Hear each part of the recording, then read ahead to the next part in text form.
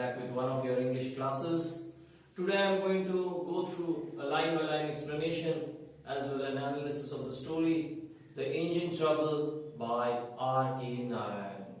Okay, R.K. Narayan, as you know, is an Indian writer, prolific Indian writer who writes from South India, and he writes prolifically for children in particular. His characters are very down to earth, they are very much relatable. You can compare his writings with that of Ruskin Bond. They are very easy, lucid language, easy for the children to understand, in fact for everyone, and they contain a bit of satire, irony in them. That's what makes it different from Ruskin Bond stories. So anyway, they are set in a fictitious town called Malgudi. Okay, all of his stories. Swami and his friends is one of his greatest of works.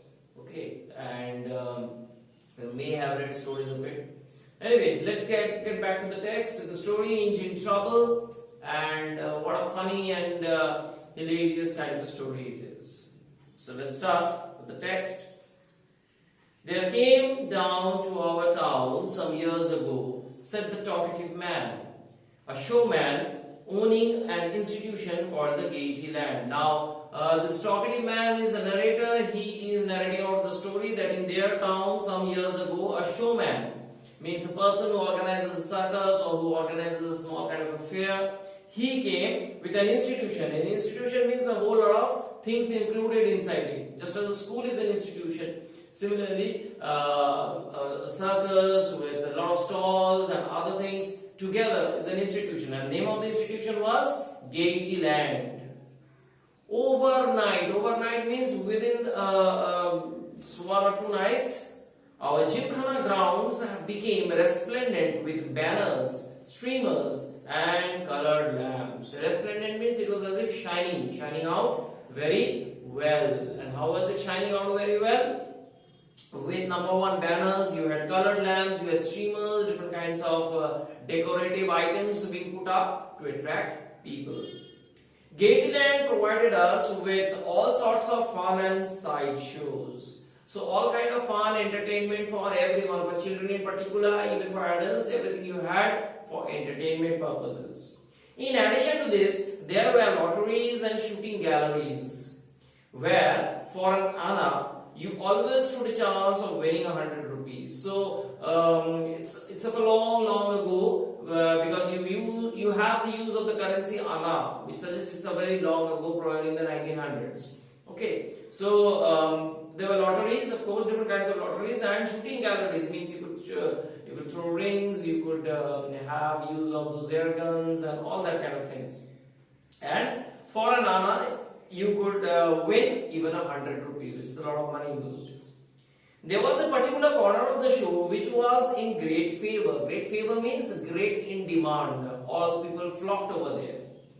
Here, for a ticket costing 8 annas, you stood a chance of acquiring a variety of articles. So, for 8 annas, you buy a lottery ticket. It's kind of a lottery choosing ticket, and a variety of articles can be won. Pin cushions, number 1. Sewing machines to sew clothes.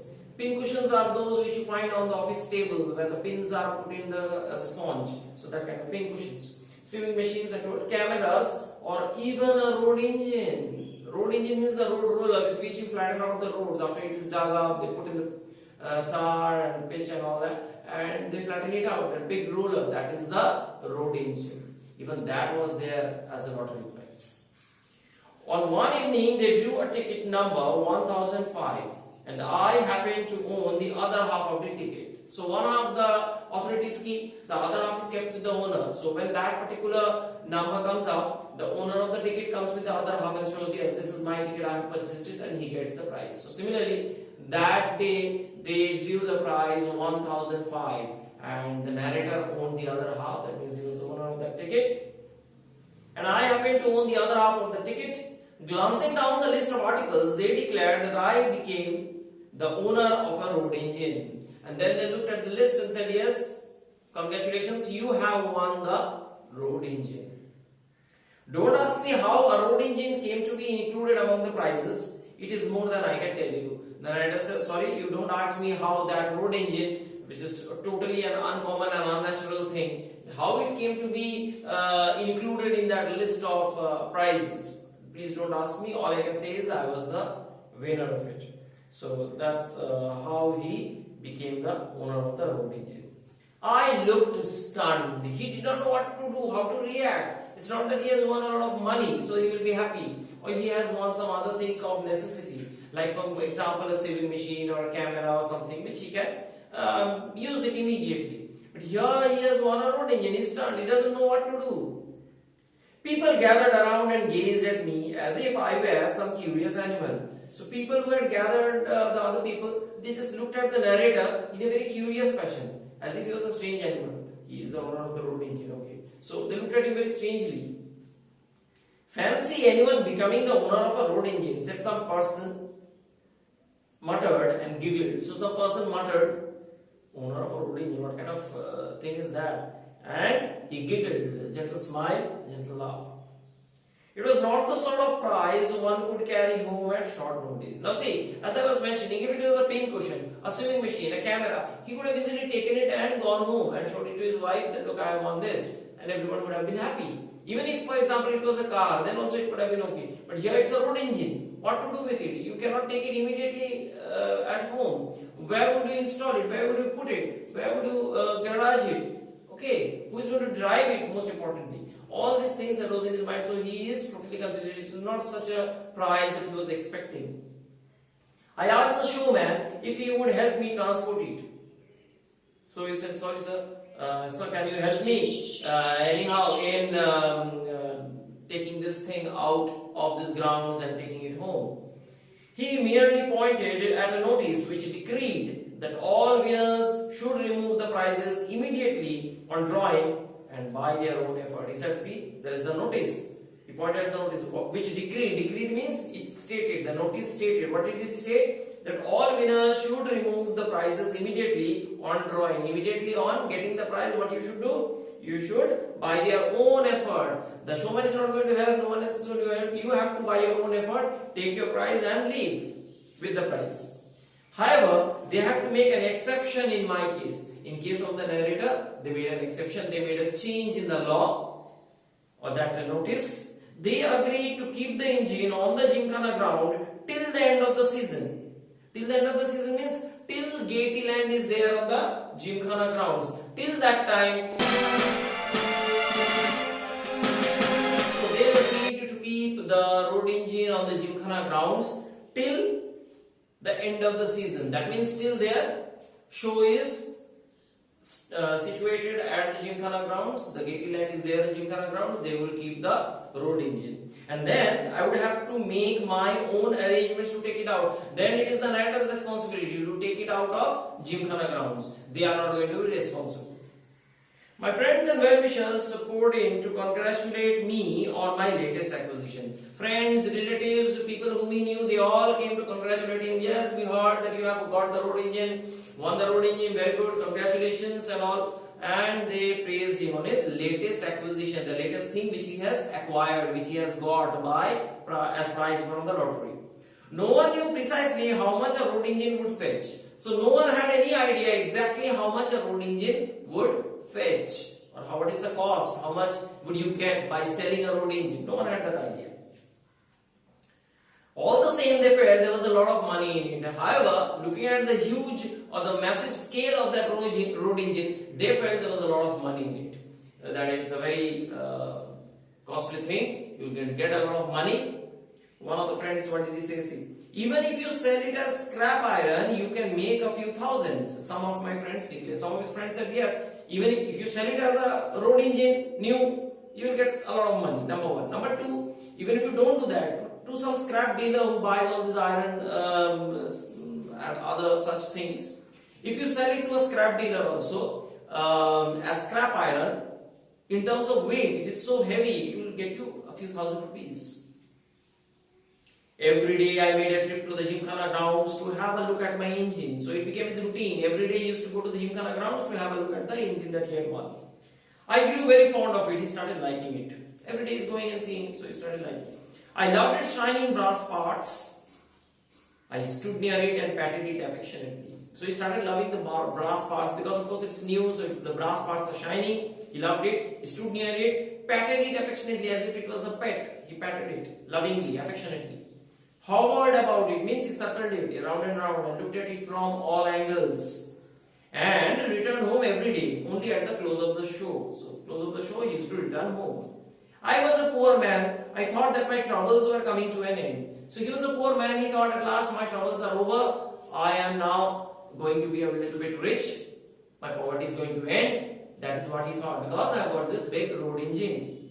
How ignorant we are. We are very ignorant. Why? We do not know what is in store for us by God. Okay, so there's a famous proverb like man proposes, God disposes. So he thought his troubles are over. Little did he realize that his troubles have just started. Wherein the title comes in, engine trouble. The troubles in the narrator's life started the moment he acquired the road engine. And they will end, you will see in the story, the moment this engine leaves him, his troubles will be over. So the engine trouble starts with the arrival of the engine, and the engine trouble ends with the departure of the engine. Okay, see. How little did I guess that my troubles had just begun. He did not know that his troubles had just begun. He had thought the opposite, that his troubles are going to end, but they had just begun. When the showman took down his booths and packed up, took down his booths means all the stalls were closed, everything, all the banners and everything were taken down and the ground was empty. I received a notice from the municipality to attend to my road engine. The municipality wrote him a notice that your road engine is lying on the Gymkhana grounds, take it out. When I went there the next day, it looked forlorn with no one about. Forlorn means very lonely, all alone. Very lonely. Earlier there was all the stalls of the people, everyone around. So it looked okay. But now that everyone has left, all the stalls are gone, all the decorations, everything is gone. It's lying open on the grounds. Very lonely, alone. With no one about. The showman had moved on, leaving the engine where it stood. So the showman had moved on, he had gone away with his stall, the gate institutions and everything he had left. Leaving the engine where it stood, leaving the engine where it was. It was perfectly safe anywhere. So here mockingly or jokingly says, who is going to take this road engine? It's not a car that someone will steal and drive away. It's a big road engine, no one is going to bother. You leave it anywhere, it will stay there. No one is going to bother and take it or touch it or steal it. So it is perfectly safe anywhere, whether on the Gymkhana grounds or whether you put it anywhere else, no one is going to touch it. I left it alone for a few days, not knowing what to do with it. Of course, he's a common man, he doesn't know what to do with the road engine. What will he do with it? I received a notice from the municipality ordering that the engine should at once be removed from the ground, as otherwise they would charge a rent for the occupation of the Gymkhana grounds. Now, when you occupy any government property like some Gymkhana grounds or some other places, you have to give a rent. So now the notice is served to him by the municipality saying that look, if you want to keep the road engine on the Gymkhana grounds, you have to pay us a rent. Or otherwise you take it out of the Gymkhana grounds, which is a government property or the property of the municipality. After deep thought, I consented to pay the rent. Deep thought means he thought for a while and then he found no way out. So he said, okay, I will let us pay the rent. And I paid 10 rupees a month for the next 3 months. So the next 3 months he paid 10 rupees each. 10 rupees a month for the next 3 months. Okay, so herein his expenses have started now. See, troubles have started. Dear sirs, I was a poor man. Already he's mentioned he's poor. He thought his poverty is going to be over after this road engine arrives. But the case is contrary. He is going to spend more, or he's having to spend more now. Even the house which I and my wife occupied cost me only 4 rupees a month. See how ironical it is. Again, a subtle irony by R.K. Narayan. The house in which he lives is a rented house. That costs him 4 rupees per month. But in order to keep the road engine on the Gymkhana grounds, how much does he spend? 10 rupees a month. So that rent costs him more than the rent of his own house where he lives. Very ironical. And fancy my paying 10 rupees a month for the road engine. And he says, look at the strange irony. I have to pay 10 rupees for that road engine. It cut into my slender budget. He's a poor man, so his budget is very slender, very thin, very less. And he had to make cuts to arrange for this money. and I had to pledge a jewel or two belonging to my wife. He had to mortgage. He had to keep on mortgage a jewel or two of his wife, so that he would have the money. Where is going to have the money? He's a poor man. He doesn't have that money. So how will he arrange for that amount? So he pledged a jewel or two of his wife. And every day my wife was asking me what I proposed to do with this terrible property of mine, and I had no answer to give to her. And quite naturally, the wife is very angry. Her jewels are out on mortgage, and she's asking, what are your plans regarding this road engine? And the narrator had no answer to it. That he did not have any answer to give to her, because he himself doesn't know what to do with this road engine.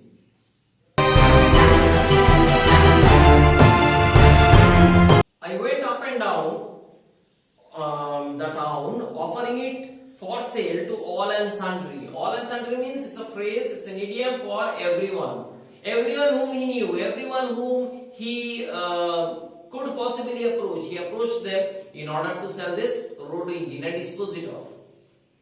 Someone suggested that the secretary of a local cosmopolitan club might be interested in it. So he said, look, you consult the local cosmopolitan club, they may need it. So he approached the secretary. When I approached him, he laughed and asked what he should do with the road engine. But the secretary laughed and said, what I am going to do with the road engine? I will dispose of it at a concession for you. You have a tennis court to be rolled every morning, I began. And even before I saw him smile, I knew it was a stupid thing to say. So what could he say? He said, you have a tennis court. Now tennis court is differently rolled. It has a very small roller with which you roll. It's not that big roller. That is mainly used for construction purposes, in kind of road construction and all that thing. So heavy thing. So it cannot be used for that tennis court. So he just jokingly said that, or he just wanted to sell it. So he said, you have a tennis court to be rolled every morning. And before he could smile, the secretary, he knew, the narrator knew, I knew, he said, it was a stupid thing to say. It was a stupid thing to say that you take this big, huge roller and you roll it on your tennis court. That would be totally damaging to the tennis court. So it was a very, very stupid idea and stupid thing to say.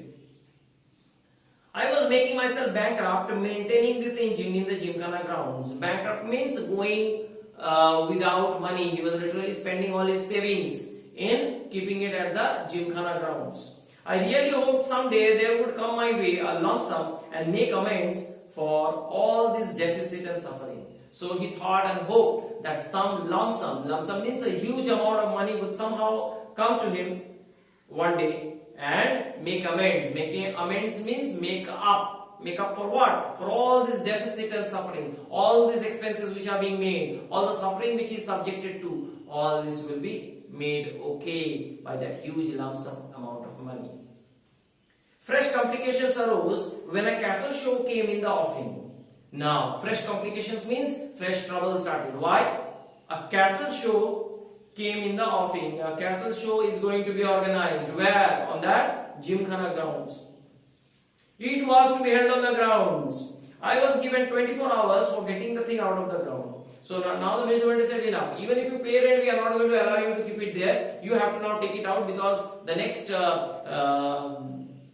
program on the Gymkhana grounds is going to be held. That is the cattle fair. And for that we want the entire ground clear. We don't want a road engine standing there. Okay, so the whole ground has to be clear. Take your road engine out. We won't allow you to keep it anymore. I became desperate. There was not a single person for 50 miles around who knew anything about a road engine. So, of course, it's very rare and very difficult to find anyone having knowledge of the road engine. So, for nearly 50 miles around his village, he didn't have anyone or didn't have information about anyone who could tell him something about the road engine. Meanwhile, the municipality was pressing me to clear out. The municipality is applying pressure. Clear out the road, clear out the Gymkhana grounds. Take out your road engine. I thought it over. He said, okay, go on. I have no other option. I saw the priest of the local temple and managed to gain his sympathy. He told his problem to the village priest, and the village priest was won over by his sympathy. He offered me the services of the temple elephant. He says, okay, wait, we have a temple elephant. I will help you with that. I also engaged 50 coolies to push the engine from behind. So it would be too much pressure on the elephant, so that's why he engaged 50 coolies. They would push the engine from behind. You may be sure this drained all my resources, And of course, all this costs a lot of money. You have to pay rent to the coolies who will push from behind. You have to pay money for engaging that village temple elephant. The coolies wanted 8 annas per head, and the temple elephant cost me 7 rupees a day, and I had to give it 1 feed. So 8 annas per head for each of the coolies, that's 50 coolies. So you can estimate 50 into 8 annas, you can calculate. And the temple elephant cost me 7 rupees a day. 1 day's rent of the elephant is 7 rupees. And 1 feed. What is 1 feed? One time meal of the elephant, and you know how much an elephant eats. So 1 whole meal of the elephant and 7 rupees. My plan was to take the engine out of the gymkhana ground and then down the road to a field half a furlong off. So his plan was to take the road engine and out of the gymkhana ground first, then all the problems are over, and down the road to a field half a furlong off. It's half a furlong away. There he would keep it. The field was owned by a friend. He would not mind if I kept the engine there for a couple of months when I could go to Madras and find a customer for it. So his plan was to take it there half a furlong away. There is a field which is owned by one of his friends, and his friend said, okay, you can keep it for 2-3 months. I don't mind. And in that time period, 2-3 months, he would go to Madras, which is a big proper city, and there he would manage somehow to sell this road engine. I also took into service one Joseph, a dismissed bus driver, who said that although he knew nothing of road rollers, he could nevertheless steer one if it was somehow kept in motion. So he said, look, he took the service of Joseph. Now who is Joseph? A dismissed bus driver. Dismissed bus driver means he is suspended from office. Why? Quite naturally, he doesn't drive well. Either he drives rashly or he doesn't have knowledge about driving or something or the other. So he's dismissed, he's thrown out of his job by his employers because of his driving. So that driver said, yes, I do not know anything about road rollers, but if it is kept in motion, that is, if it is moving, then I can steer it left and right.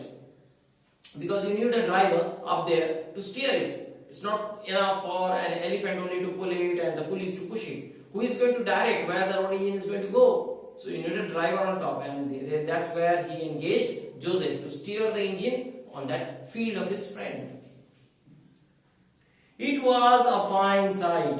Of course it's a fine sight. The temple elephant yanked to the engine by means of stout ropes with 50 determined men pushing it from behind, and my friend Joseph sitting in the driving seat. So you can imagine what a big and grand spectacle it was, with the engine, with the temple elephant yoked to the engine, that it was tied with strong ropes to the engine, and the 50 men, they were pushing it from behind, and Joseph sitting on the steering wheel. A huge crowd stood around and watched in great glee. Everyone was very smiling and laughing and seeing this strange spectacle. The engine began to move. It seemed to me the greatest moment in my life when the engine started to move out of Gymkhana grounds. So slowly started to move. He felt it was the greatest moment of his life. Why? At last the engine is moving out of the Gymkhana grounds.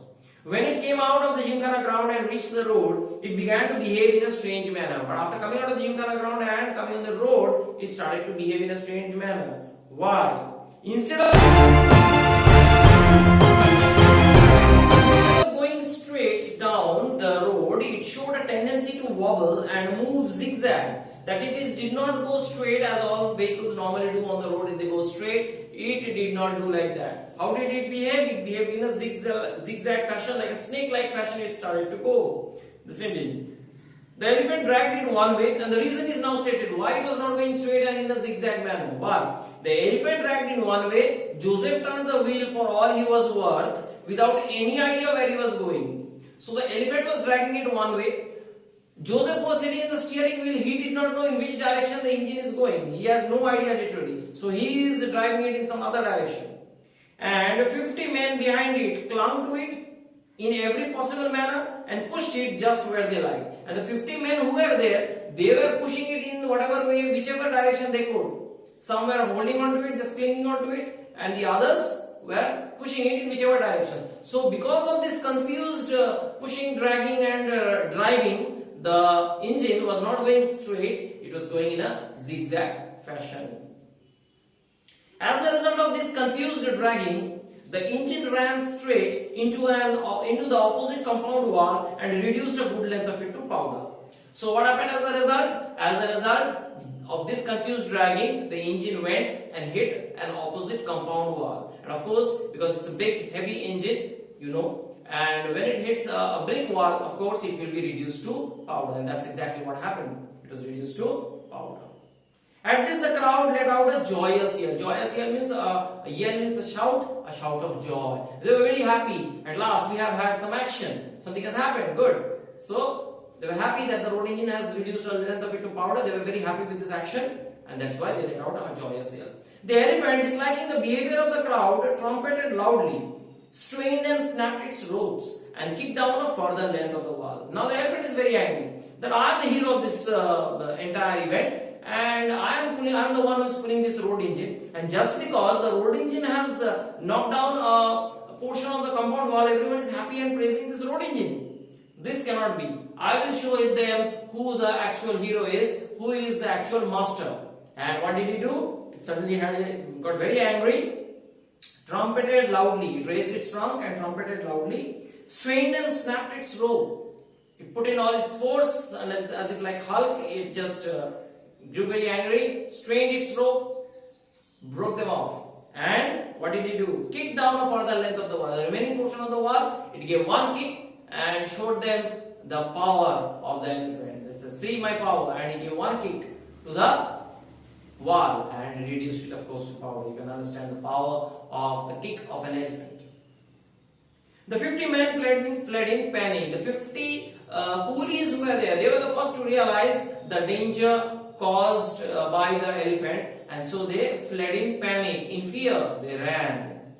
The crowd created a pandemonium, and seeing these 50 coolies running, the crowd that had gathered, they realized the situation, and they then started running in whichever direction they could, creating pandemonium, means utter confusion and chaos.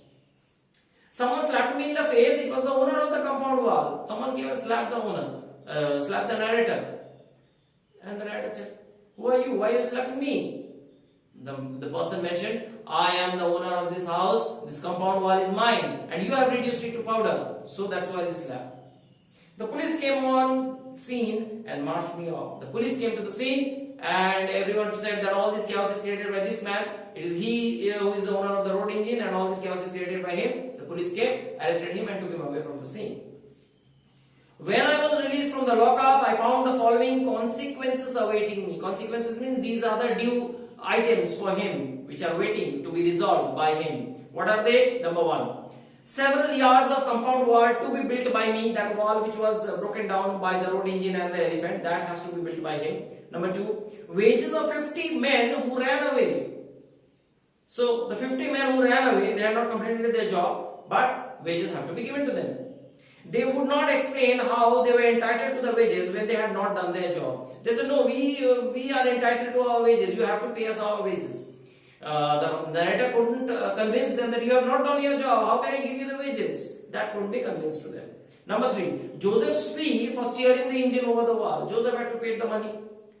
It couldn't be explained to him that you have steered the engine into a compound wall, costing me a lot of money. That couldn't be explained to him. He has to pay the money. Number three. Number four, cost of medicine for treating the knee of the temple elephant. The temple elephant's knee is injured because of that kick which he gave, and that has to be treated with medicines. So the cost for that has to be paid by the narrator, which had received some injuries while kicking down the wall. So while kicking down the wall, it had got these injuries. Here again, the temple authorities would not listen when I pointed out that I didn't engage an elephant to break a wall. I tried to make the temple authorities realize that, sir, see, I had engaged this elephant to just pull that engine, not to kick down a wall or break down a wall. But they said, no, we don't know anything. You have taken our temple elephant. It is injured because of you, so you have to pay the expenses of the medicine. 5. Last but not the least, the demand to move the engine out of its present situation. And the last demand is to remove this road engine from its present situation. Wherever it is, there in the compound of that person, it has to be taken out from there. I really could not find any means of paying these bills. He's a poor man, already he's paying so much of money. Already, in fact, he has paid so much of money. And how is he going to pay all this money? When I went home, my wife asked, what is this I hear about you everywhere? So his wife said, what is this? I'm hearing all this information about you everywhere. I took the opportunity to explain my difficulties. So I told her, look, these are the matters which are unresolved, I have to deal with all of them. She took it as a hint that I was again asking for her jewels, and she lost her temper and cried that she would write to her father to come and take her away. And when I said about all these difficulties, his wife thought that the narrator is offering excuse to again take some of her jewelry. So she started crying, number one, and she said, number two, that I am going to write to my father. He would come and take me away. I am not going to stay with you anymore. I was at my wit's end. Wit's end means he is at the end of his thinking process. People smiled at me when they met me in the streets. People looked at him and smiled. Oh, this is the owner of the road engine, and they used to smile. I was seriously wondering why I should not run away to my village. He thought I should leave this place and go back to my native village. That was the best place for me. I decided to encourage my wife to write to her father and arrange for her exit. He encouraged his wife. Yes, you write to your father. So tell him to take you and the children to his house. Not a soul was going to know what my plans were. He was not going to tell his actual plan to anyone.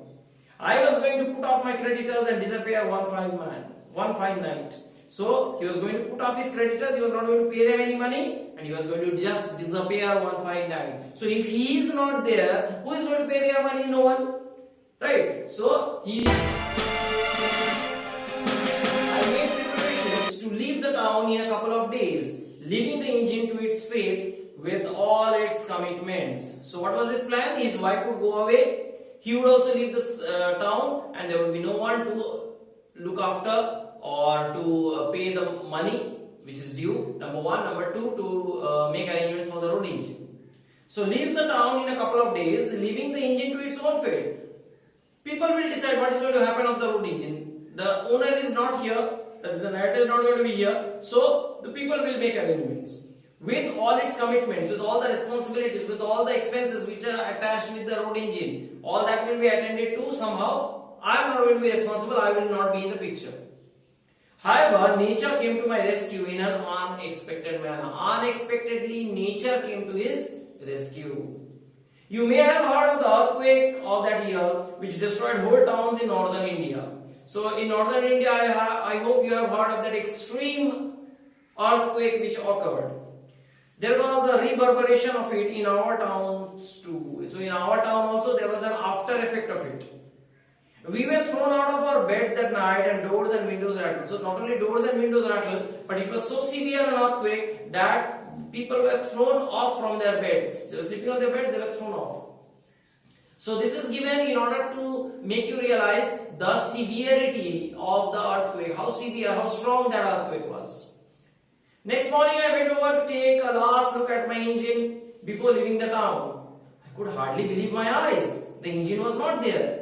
So he said, one last time I want to take a look, and he went there to see, and he found his road engine was not here. And he couldn't believe his eyes. I looked about and raised a hue and cry.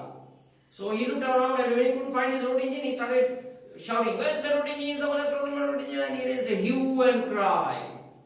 Search parties went around. Everyone started looking here and there. And the engine was found in a disused well nearby with its back up. Disused well nearby means nearby there was a well which was not in use, which was left empty, barren. Okay, and with its tail up or with its back up. That means the front part was fitted into the mouth of the well and the back portion was up. That is what the earthquake had done. It had shifted the road engine from there and installed it into that disused well. I prayed to heaven to save me from fresh complications. He said, oh God, one more trouble. One more trouble. Now the owner of the well is going to come and he is going to charge some more expenses.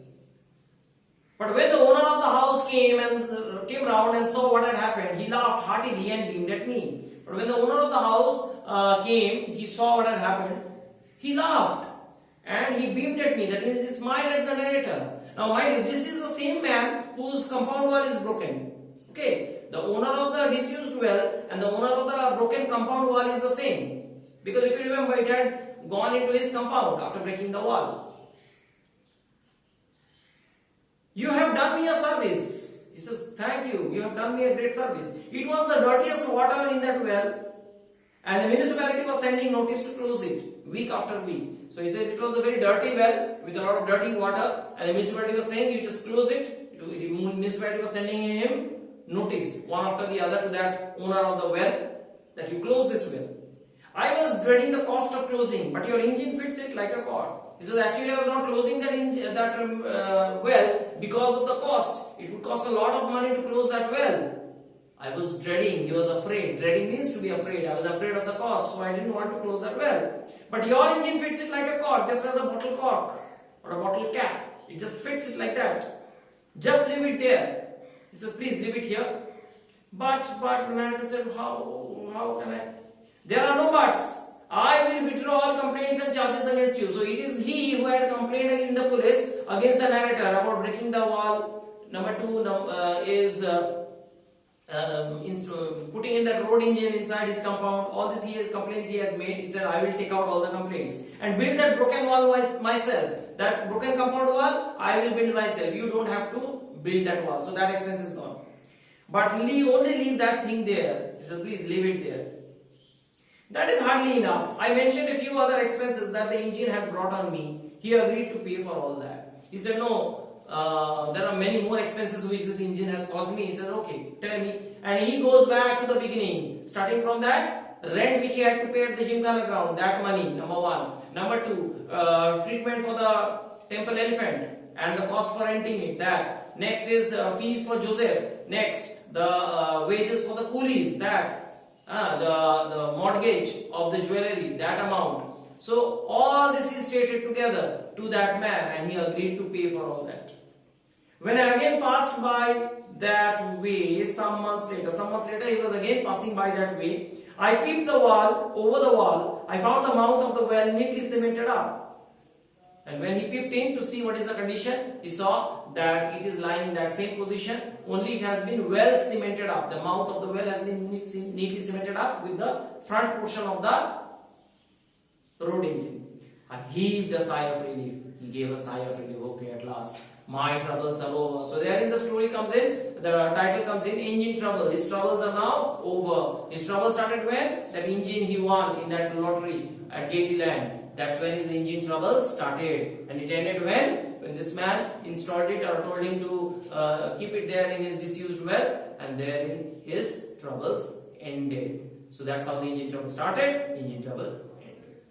So I hope you have understood the story as far as I have tried to explain to the best of my abilities. And if so, of course, give a like and share to this video and subscribe to my channel. Thanks for watching. Thanks for your love and support.